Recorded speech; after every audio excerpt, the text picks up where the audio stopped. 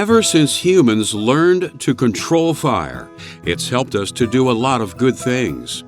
Fire has kept us warm when we were cold, cooked our food when we were hungry, and created light when it was dark. But when it gets out of control, fire can be devastatingly destructive to property and lethal to people. Every year in the U.S., almost 6,000 fires are reported at healthcare facilities. Fires are dangerous anywhere, but healthcare facilities typically have a more vulnerable population than most: the sick, elderly, and disabled. Fires can be disastrous in this setting if a facility and its employees aren't prepared. In this program, we will discuss fire hazards that are often found in healthcare facilities, how fires can start, and how to put them out. We will also look at what you can do to prevent fires and how to keep yourself and your coworkers safe if one does occur.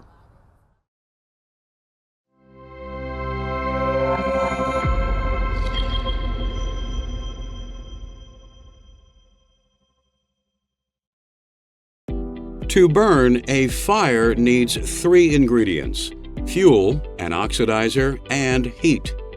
The fuel is any material that will burn.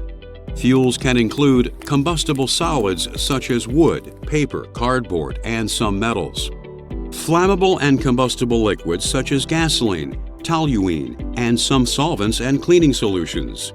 And ignitable gases such as propane and natural gas. A fire must also involve an oxidizer. In most cases, atmospheric oxygen takes on this role.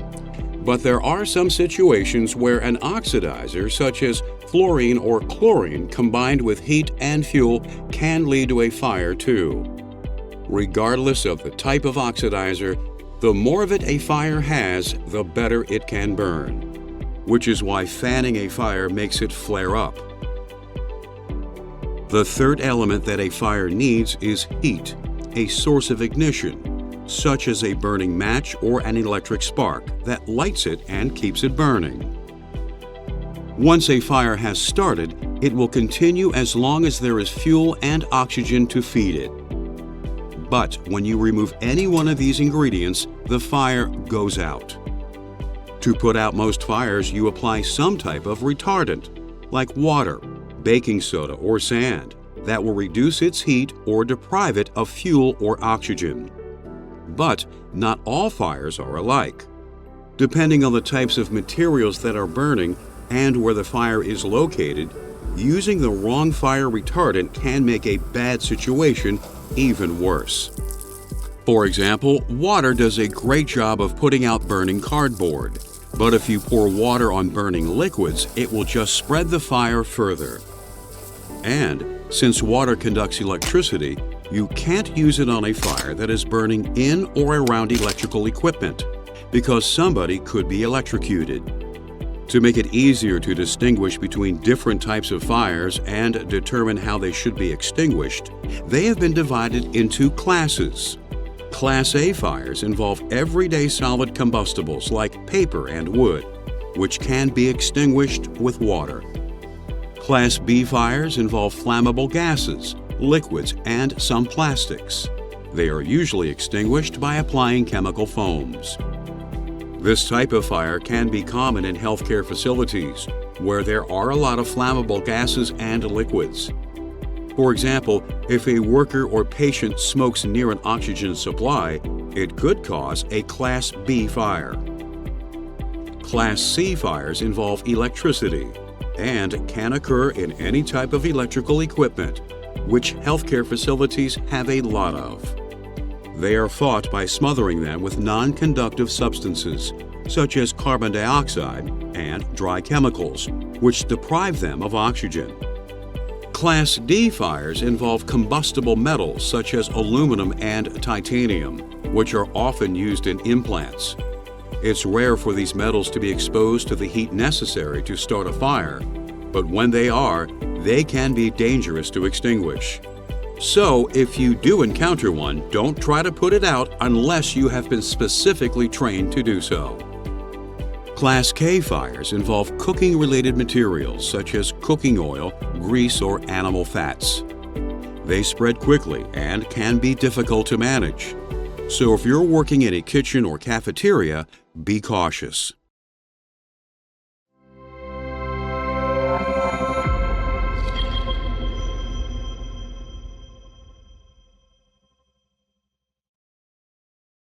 When a fire starts, seconds count. The burning has to be slowed down as much as possible, as soon as possible, in order to protect lives and property. The first line of defense in most buildings is a sprinkler system, which is triggered automatically by the heat of a fire.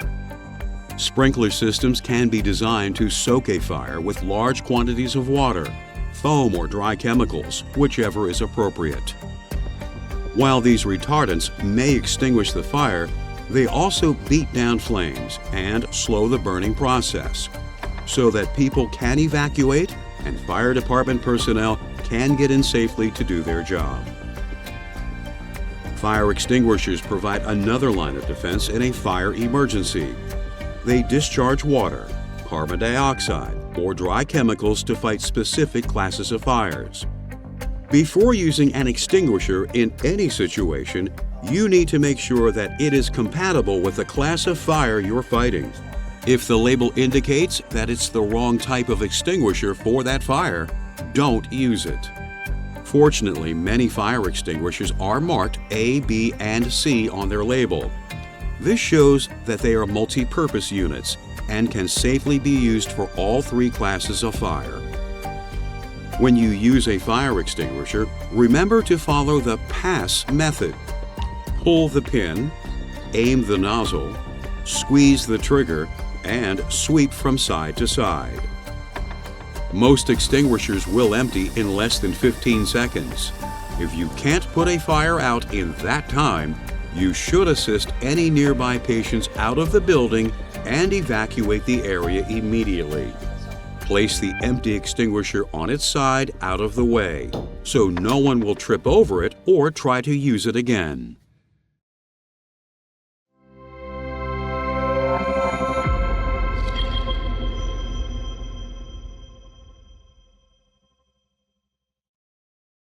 Many fires occur because flammable materials are handled or used incorrectly. Flammable substances should be kept well away from all sources of ignition and stored in containers approved for industrial use. Many medical gases, including acetylene, butane, ammonia, ethane, and propane, are flammable, so you should keep them at least 20 feet away from any sources of ignition. Gasoline and other flammable liquids should be stored in cans that are equipped with flash arresters that prevent flames and sparks from getting inside and igniting the substances. Special care should be taken with substances that are spontaneously combustible, shock sensitive, or chemically reactive. Spontaneously combustible materials such as varnishes that contain linseed oil produce heat as they dry. Since rags soaked with these materials can burst into flames, they must be disposed of in sealed metal containers designed to handle ignitable waste. Shock-sensitive substances can detonate and start a fire when they are shaken or dropped, so they require careful handling and storage procedures.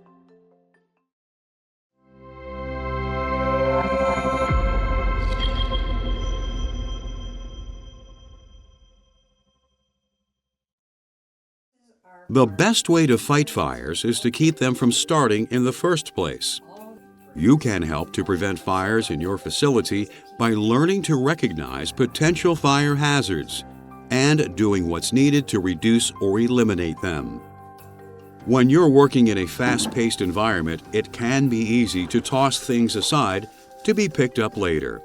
But clutter like discarded packing materials, piles of paper, and boxes can be fires waiting to happen. So you need to police your work area regularly and dispose of all waste. Grease and other ignitable materials can build up on equipment that can get hot and lead to a fire as well. So remember to keep all equipment surfaces clean. This is especially important in a kitchen. Many healthcare facility fires begin in kitchens and cafeterias, so keeping those areas clean is vital. Careless smoking causes a number of accidental fires by providing a source of ignition for any fuel that's in the area. Smoking is never a good idea when you're in a healthcare setting, so avoid it if possible. But if you have to smoke, be sure to follow your facility's smoking policy. Smoke only in designated areas. Make sure cigarette butts are extinguished before discarding them. And place butts in proper containers. Do not throw them in the trash. 1 in 5 workplace fires occur when welding, cutting, or some other operation that can provide a source of ignition is being performed. These tasks are known as hot work, and they are strictly controlled at your facility by a permitting system. Hot work fire safety measures include preventing the throwing off of sparks or slag, removing or protecting flammables in the area, and posting a fire watcher to make sure no secondary fires occur. Electricity is involved in many healthcare facility fires as well. Electrical fires can be caused by overloaded circuits or damaged equipment, as well as not following safe work practices. Overloads occur when too much power is being drawn through an electrical circuit, which can cause the wiring to heat up and catch fire. So before you plug in a power tool or a piece of equipment, make sure the circuit can handle its power requirements. This also applies to any extension cords you plan to use. They should be rated for the amount of power the equipment they are connected to will be drawing. Never install an extension cord as a permanent power supply solution. They're for temporary use only. Over time, they can deteriorate and become a fire hazard. You should also avoid using power strips or other adapters that can result in plugging too many devices into a single circuit. Check all power cords for damage such as cracked or frayed insulation. If you find any cord problems, don't use that equipment.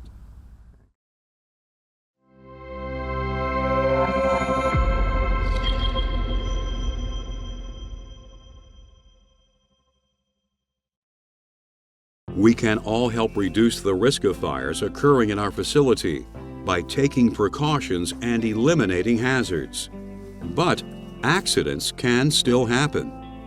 So it's important to know how to respond if and when a fire does occur. The groundwork for this has already been laid out in your facility's Emergency Action Plan, which details the steps that should be taken if an emergency occurs. This includes mapping out evacuation routes and explaining how everyone in the building can evacuate safely. There are many different approaches to emergency action plans, but a common strategy in healthcare facilities is the RACE method. Rescue any patients that are in danger. Act immediately when you hear an alarm or activate one if you are the first to notice the fire. Confine the fire by closing off empty doors and hallways. Extinguish small fires, but leave major fires for the fire department. Then evacuate. You should take the time now to familiarize yourself with the plan and identify at least 2 evacuation routes from the areas where you work. That way, if one route is blocked, you'll be able to evacuate quickly using the other one. And remember to keep evacuation routes and emergency exits clear so everyone can get out safely. During a fire, smoke can make it difficult to see where you're going, so you should practice how to navigate along your evacuation routes with your eyes closed as well. It could save your life. When a fire alarm rings, it's your signal to help any patients in your area and leave the building. Don't delay because you think it's just a drill. And don't stop to pick up your personal possessions. Just go. Remain calm and follow your evacuation route. Walk, don't run. Never push past people in front of you. Do not use an elevator. You could be trapped inside if the power fails. Use the stairs. Inhaling the smoke from a fire could kill you, but since smoke rises, you can avoid breathing it by staying as close to the floor as possible. Cover your face with a wet cloth if you can, and take short breaths. When you approach a closed door, make sure that it's cool before you open it. Check the temperature with the back of your hand. It's more sensitive to heat than your palm.